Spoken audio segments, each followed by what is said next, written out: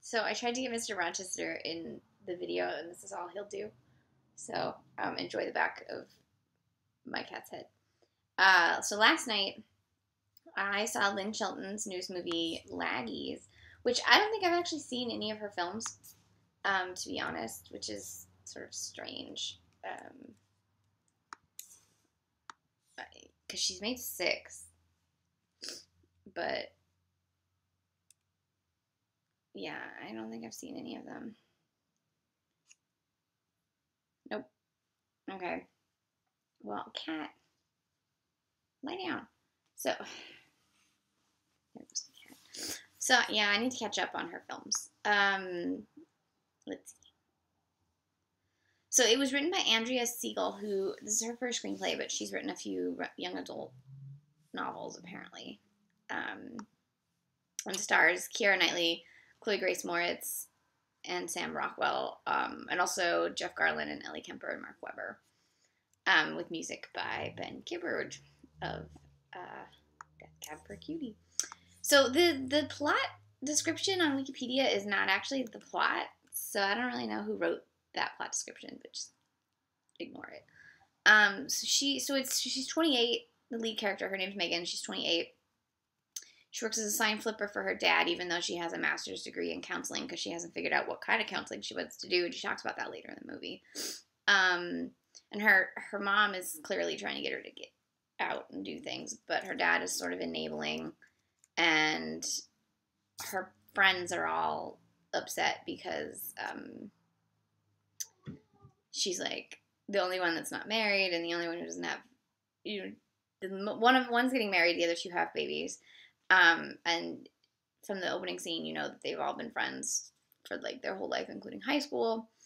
And she's living with her high school boyfriend, and she's realized that she hasn't really done anything in her life to like push herself forward, like get some forward momentum. So she ends up at a liquor store gonna buy rose petals for her friend's bridal suite, but ends up buying beer for some teenagers instead, and then she skateboards with them, and then she gets too drunk, and then the next thing she knows, she's back at her house, and then she decides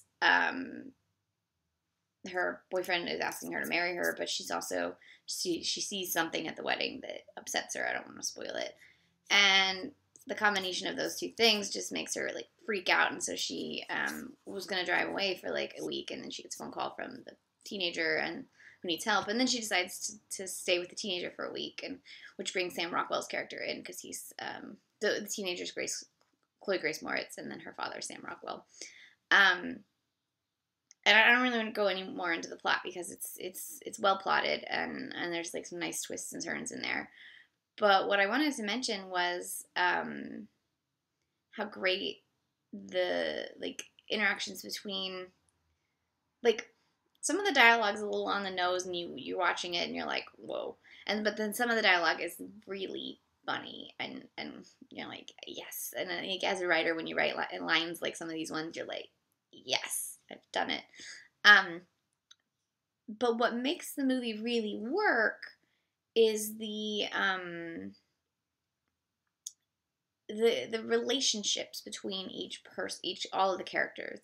Like, because there's a lot of characters in this. There's like 10, 12 named characters in this movie, and they all have different relationships with each other, and they all feel so real, and they all feel so well developed, because each of the characters are so well developed that you just get this great relationship.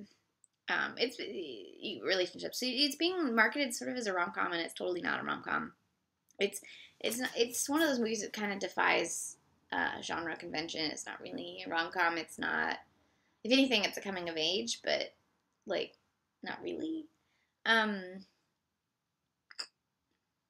But it's just really fun and sweet, and occasionally quite dramatic. And Keira Knightley's amazing. Like, I always like her. And there's a great little moment with Gretchen Mol that shows you that, like, Gretchen Mol should really be, like, huge. And, you know, she's gonna be, tonight is the final episode of Boardwalk Empire. Now I'm not even gonna have Gretchen Mol in my life every Sunday anymore. I don't know what to do. She needs to be huge. And Sam Rockwell obviously is Sam Rockwell, so he's always amazing. So I really enjoyed it, and it's a film written by a woman, directed by a woman, really about a woman, and it feels like a movie about women and relationships, with all kinds of relationships, like platonic and romantic relationships, and just your relationship with yourself even. Like her main problem is she's just not listening to herself and what she needs for her. And I think that's a trap that a lot of women find themselves in. And she was lucky enough to, obviously by the end of the movie, it's got a happy ending, to start listening to herself and do what she needs for her. And unfortunately, I feel like a lot of women don't do that right at that age, and then they get trapped in a life that they didn't want, and then you get, your divorce movies. Well, and divorce, period. Highly recommended. Right now, I think it's only in LA and New York, but it's going to open wide soon, or wider. So if you get a chance, go see it. Support the lady filmmakers.